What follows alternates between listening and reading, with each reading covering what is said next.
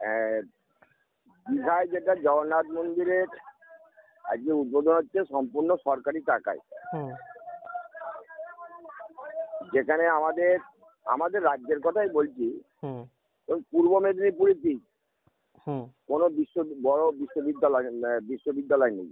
হুম হাসপাতালের অবস্থা খুব সঙ্গীন গোটা জেলা জুড়ে। হুম বড় হাসপাতালের অবস্থা খারাপ, হুম প্রাথমিক স্বাস্থ্যকেন্দ্র, আচ্ছা, তারপর আপনাদের এমনি আরামবাগে একখানা মেডিকেল কলেজ হয়েছিল না এর নামে আমাদের? আরামবাগে মেডিকেল কলেজ হয়েছে, হুম কিন্তু চলছে, প্রচুর ইনফ্রাস্ট্রাকচার হয়েছে, হুম কিন্তু যারা ছাত্র যারা পড়াবে হুম সেই ব্যবস্থা এখনো গড়ে ওঠেনি।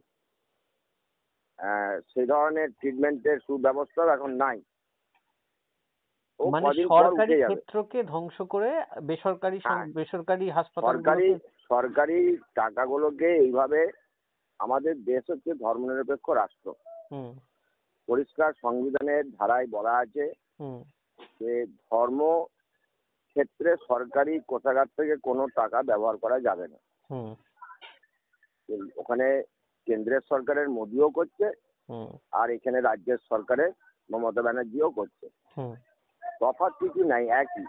হুম ধর্মীয় ভাবাবেগকে কাজে লাগিয়ে হুম ভোটটাকে টেনে এনে ক্ষমতায় টিকে থাকার একটা বাসনা।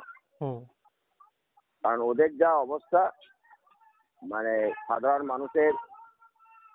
সাধারণ মানুষের যা অর্থনৈতিক অবস্থান, গ্রামের রাস্তাঘাটের অবস্থা, নদী ভাঙন, খানাকুলের মতন জায়গায় আরামবাগ মহকুমায় হুম বন্যার প্রকোপ বেশি।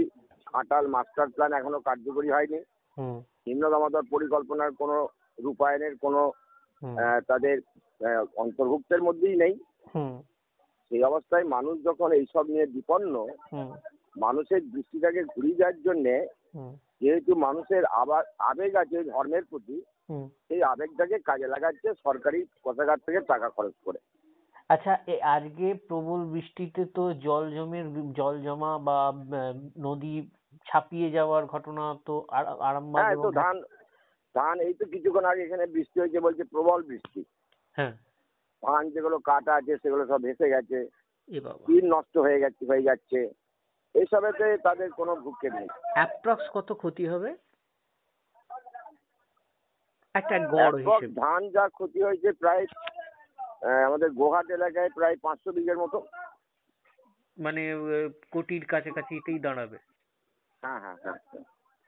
সেইটা তো সম্পূর্ণভাবে কৃষকের খরচ, মানে কৃষকের ক্ষতি। এটা হ্যাঁ, তো কৃষক ক্ষতিগ্রস্ত হলো। এটা তো কোনোভাবে সরকারি ভাবে মেকআপ করার কোনো চেষ্টা হচ্ছে না। না, না, না, না, ওসব কোনো প্রচেষ্টাই নেই। ব্যাস এইটুকুনি দরকার ছিল, হইতেই